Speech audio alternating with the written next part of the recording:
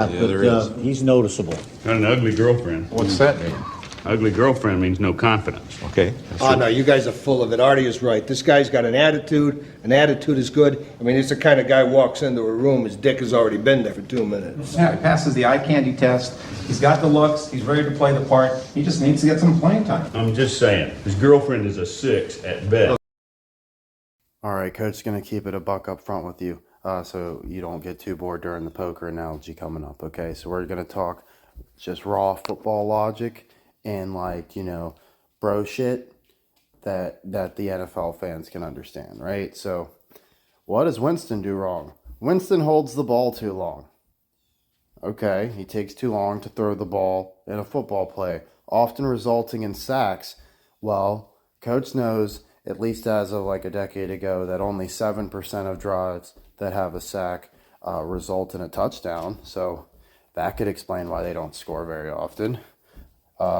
Missed opportunities as the defensive line has time to rush in and pressure him. So yeah, I don't think we like other guys in our backfield. That usually leads to like not positive plays. Okay. Fans also have seen to have caught on to this trend. Apparently this isn't some big conspiracy that Coach is cooking up. Like, right? So, moving on. Now, refreshingly, Watson, what? Held the ball too long too? What the fuck are they doing? Like, why can't the Browns just get a quarterback that can throw the fucking ball? All right, so never mind. This guy's not so we can't wait for him next year. This sucks. He just gets sacked too. I think we don't like those. And he misses opportunities. Opportunities can lead to success. The Browns have lacked that. Coach doesn't like the way this formula is adding up. So neither one of these guys, just not really doing it for Coach on the football field, just as far as like their tendencies. Okay? Coach doesn't like that. Now, what has resulted? So we have a 2-8 record we're looking at. Each of those quarterbacks sharing or getting one win apiece on the board, right? That's their big claim to fame. They each got one. Okay? And they just lost a star offensive lineman, number 79. Everyone watching the channel knows that. To season-ending injury. Well, I'm going to say that's on Mr. Jameis as well. Maybe he should throw the fucking ball. So what's going on? If only the Browns had somebody who could. Who could? Do they have someone who can throw the ball? Is it Dorian Thompson, Robinson? I always want to say Thomas, but it's Thompson. Right? It takes you a second, but you know, it's just what Dorian Thompson, Robinson. Yeah, you feel it. You know that's a hit. Hold on. So actually, that name's not sitting too good with Coach.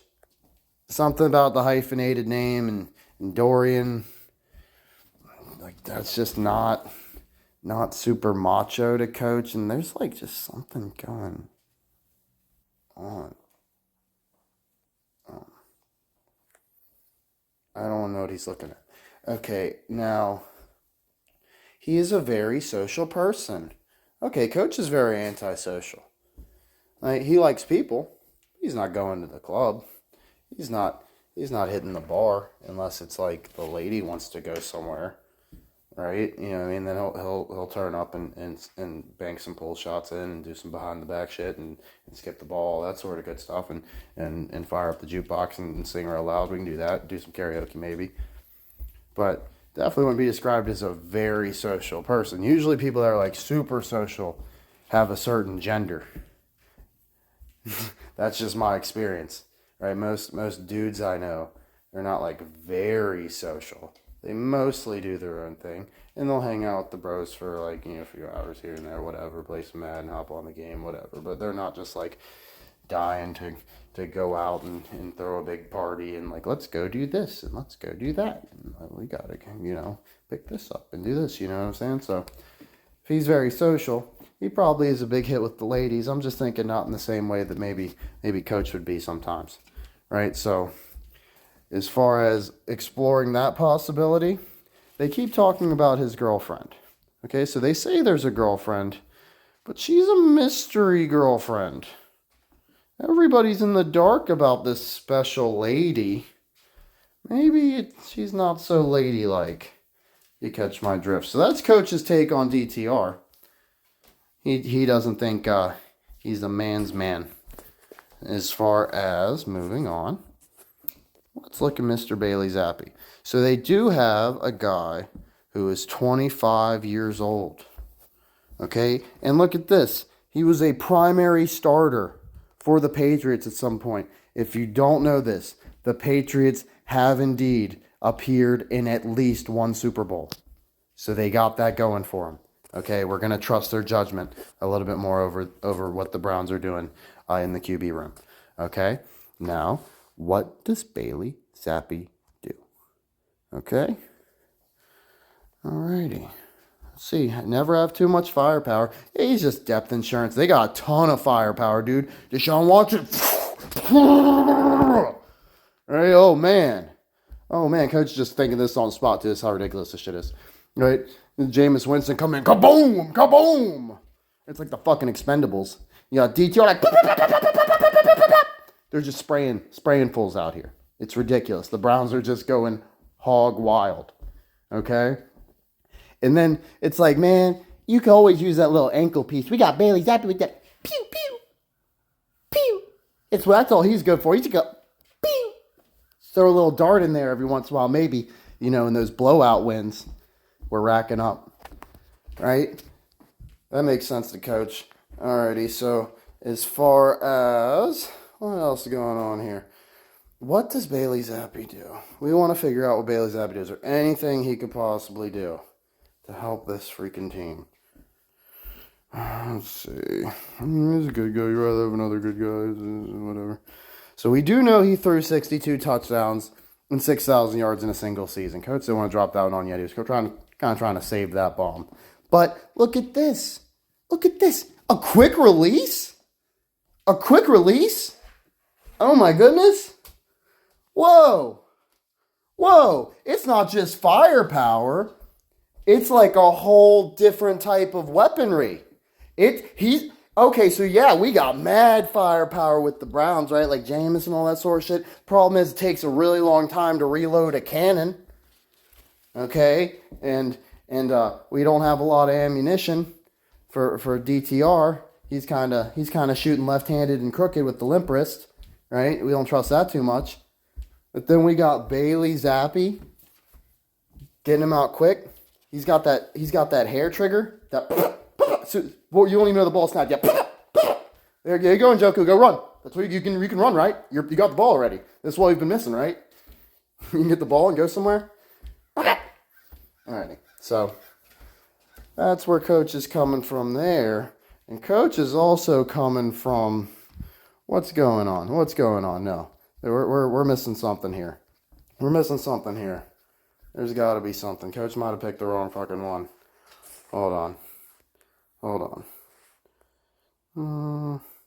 Damn. Oh, that's going to piss me off. Here we go. So, look what Coach had to Google. This is that deep cut stat those football heads won't tell you about. How many assaults on the ladies has Bailey Zapp accumulated?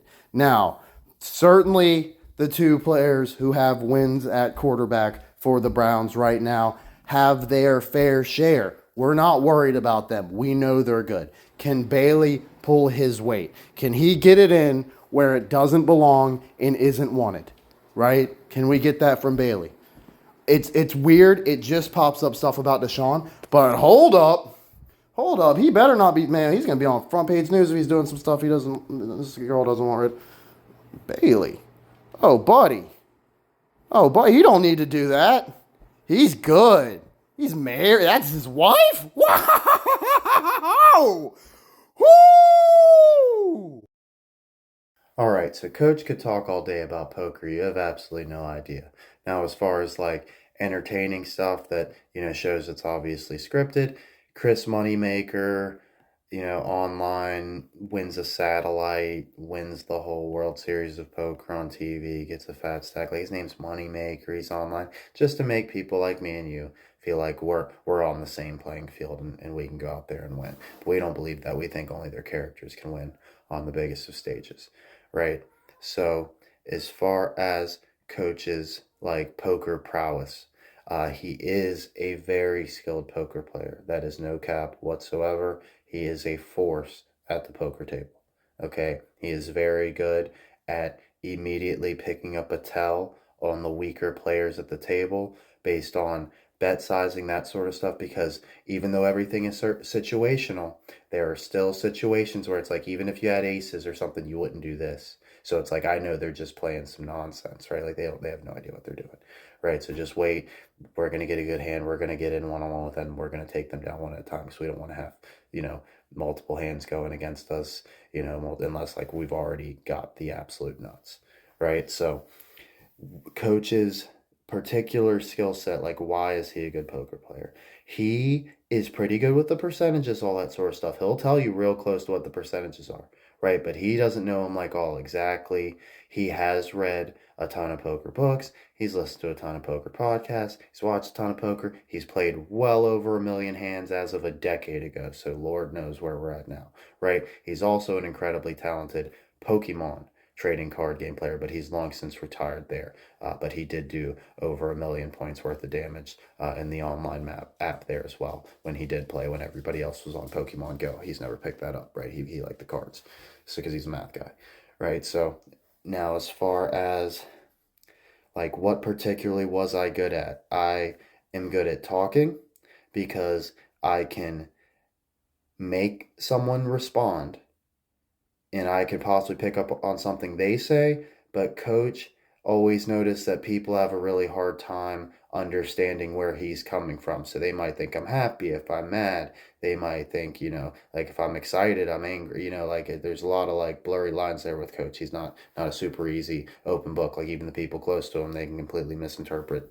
completely ass backwards, like what he's feeling in that moment, right? You know what I mean? So Coach's a very intense person, all that sort of stuff. So use that to his advantage. He makes people uneasy. He's able to, make them play emotionally. That's the number one thing in poker, is not going on tilt. And everyone is susceptible to it. Like some people think like some people get tilted, some people don't. Even Coach can get tilted, but Coach can recognize when he's tilted and not allow that tilt to affect his play, if that makes sense.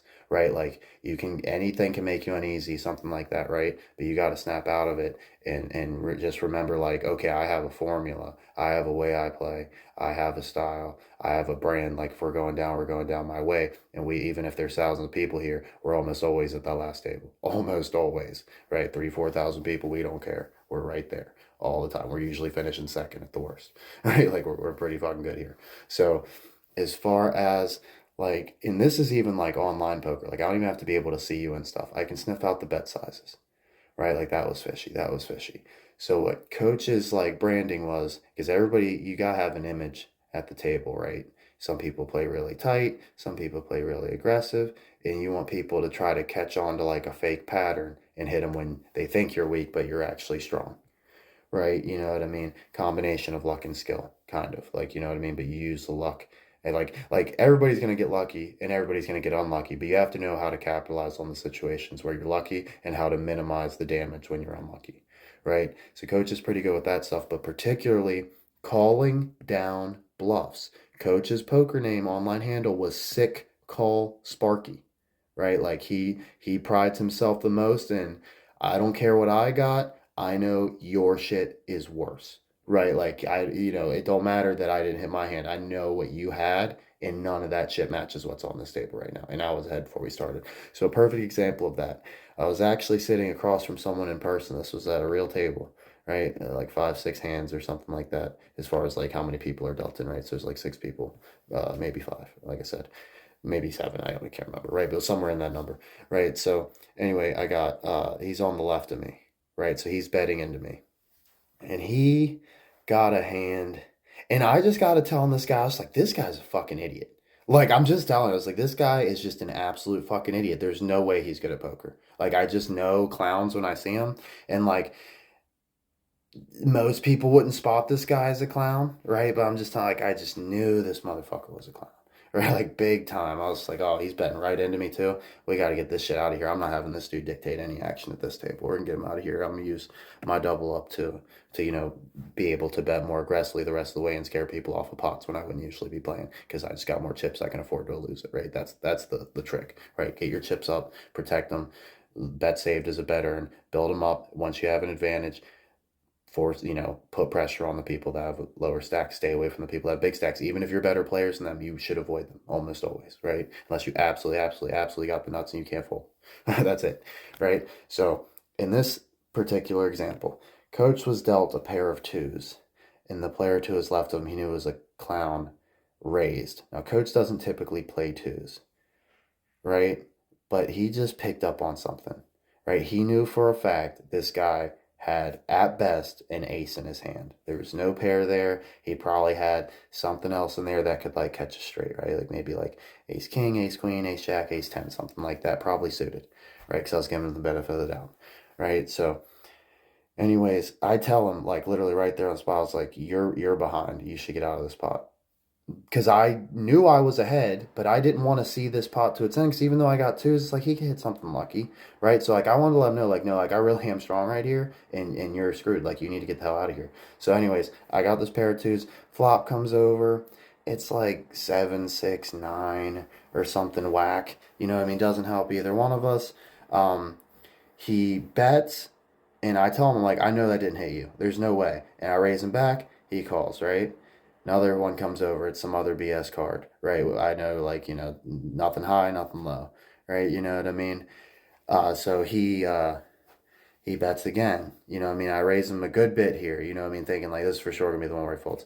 He thinks about it for a while, and then he calls, right? It goes to the river, and it's a jack. And I'm like, crap. That's definitely a card that he could have had or whatever. But, like, I just don't feel... I really think he had ace-king. Like, he really thought he had something special, but that's just a garbage hand, right? Like, ace-king is the perfect type of trap hand. You know what I'm saying? So, like, even though I still have twos, I'm way too committed to this pot, all this sort of stuff, you know what I mean? For having a pair of twos, it's literally just because of who I'm against, and I knew everybody else was going to be out of the action, right? So, it's this last one. He pushes all in. I don't take too long about it. I call, turn it over. He had ace-king offsuit, and my twos were good. And he that was the end of his night. So, like, there you go. Like, I'm just saying, like, Coach knows the Brownies are a pair of twos. He ain't some clown, right? But twos win sometimes. You'd be surprised. The key to No Limit is to put a man to a decision for all his chips. Teddy's just done it. He's representing aces, the only hand better than my Cowboys. I can't call and give him a chance to catch. I can only fold if I believe him. Or I re-raise, I'm all in.